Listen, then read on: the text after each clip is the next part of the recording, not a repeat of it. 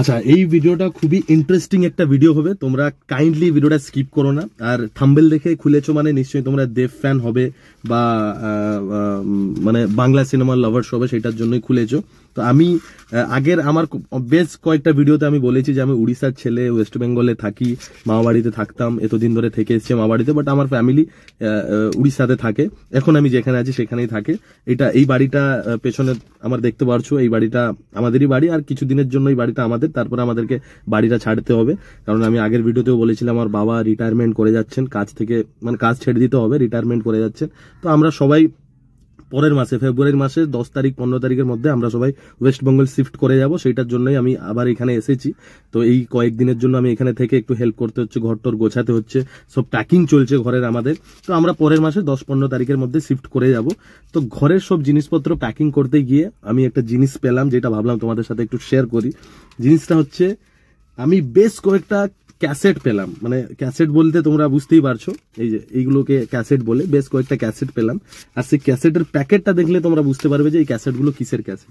আর তোমাদের বড় nostalgic feel হচ্ছে, আমি ভাবলাম তোমাদের সাথে সেটা শেয়ার করি। তোমাদের যারা ছোটবেলায় এরকম ক্যাসেট ট্যাসেট কিনে থাকবে বা এরকম ক্যাসেট ব্যবহার করে থাকবে, তাদের নিশ্চয়ই নস্টালজিক লাগবে বা মনে পড়ে যাবে সেই পুরোনো কথাগুলো।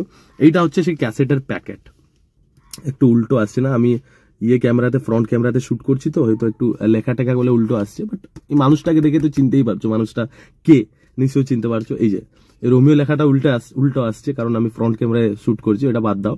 কিন্তু এই মানুষটাকে দেখে বা এই পেছনে যে রয়েছে তাকে দেখে তো বুঝতেই পারছো কে। এটা হচ্ছে এটা প্যাকেট। এই প্যাকেটের মধ্যে এই ক্যাসেটগুলো ছিল, এবং এই ক্যাসেটগুলোর মধ্যে দেবদার অনেকগুলো ছবি রয়েছে। হ্যাঁ, আর আমি ছোটবেলায় যখন মা বাড়িতে যেতাম, ছুটিতে যেতাম দুর্গাপূজায় বা অন্য কোনো অনুষ্ঠানে বা কোনো ছুটি, স্কুল যখন ছুটি পড়তো আমি মামা বাড়িতে যেতাম, সেখানে গেলে আমি যতটা পারতাম দেবদার সিনেমা দেখতাম। তারপরে ক্যাসেট কিনে নিয়ে আমি এখানে চলে আসতাম, যেহেতু আমাদের এখানে বাংলা সিনেমা সেই সময় আসতো না। এখন কিছু কিছু বাংলা সিনেমা আসে, বাট সেইভাবেও আসে না এখনো। তো আমি এরকম ক্যাসেট কিনে নিয়ে চলে আসতাম, যাতে আমার যখন খুশি তখন দেখতে ইচ্ছে করলে আমি দেবদার সিনেমাগুলো দেখতে পারি। এবার দেখো এটাতে তো নাম লেখা নেই, আমি বলি কি কি ক্যাসেট আছে, আমার মনে নেই, আমি দেখছি। এগুলোতে নাম লেখা নেই। এটাতে লেখা আছে পাগলু 2। এই দেখো পাগলু 2 উল্টো আছে, আমি জানি না তুমি পড়তে পারবে না। সেলফি ক্যামেরায় শুট করছি, গাড়ির ভেতরে বসে শুট করছি, তো ব্যাক ক্যামেরায় করা যাবে না, সেলফি ক্যামেরায় করছি। এটা আছে পাগলু 2। আর পাগলু 2 লেখা আছে, কিন্তু এটাতে আরো অনেকগুলো ছবি রয়েছে। মানে পাগলু 2 লেখা আছে, কিন্তু দেবদার আরো অনেক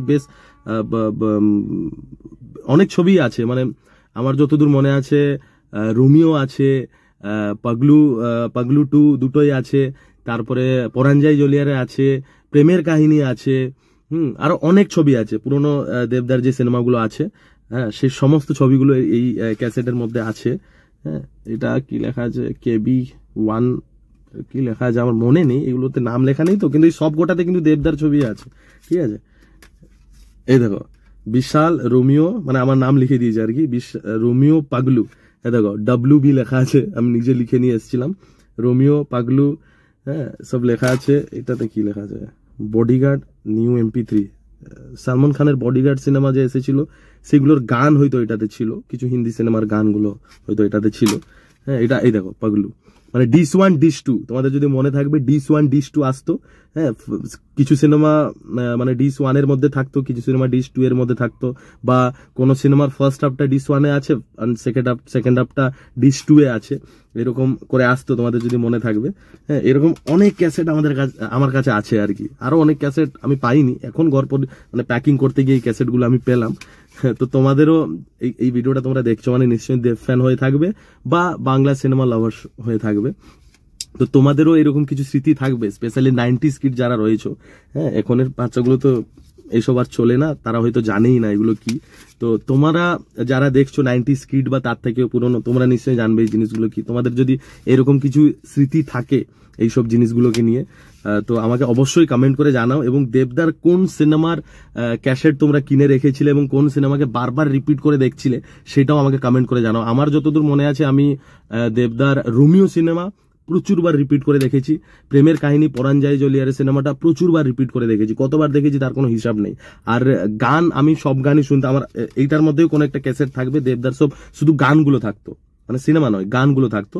হ্যাঁ, তো আমি এগুলো সব কিনে আনতাম, মামা বাড়িতে থেকে যখন আসতাম কিনে আনতাম। এটার মধ্যে কিছু ক্যাসেট আমাকে আমার মানে কোনো ভাই বা বন্ধুরা গিফটও করেছে। আমার মনে আছে আমি এত বড় দেব ভক্ত ছিলাম, ছোটবেলায় আমার যখন বার্থডে আসতো, আমি আমার নিজের বার্থডে কখনো সেলিব্রেট করিনি, বাট আমাকে গিফট করতো, কেউ না কেউ কিছু না কিছু গিফট করতো, ছোট মোটো জিনিস। আমার দিদিরা কেক এনে কাটলে সেটাতে দেব লিখে দিত।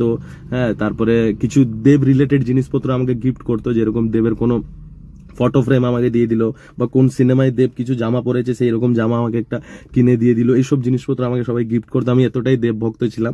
আর 25 ডিসেম্বরে দেবদার জন্মদিনে আমরা সবাই মিলে কেকও কাটতাম। আমি এর আগে পুরোনো ভিডিওতে তোমাদের সাথে কথাও বলেছি এইসব নিয়ে।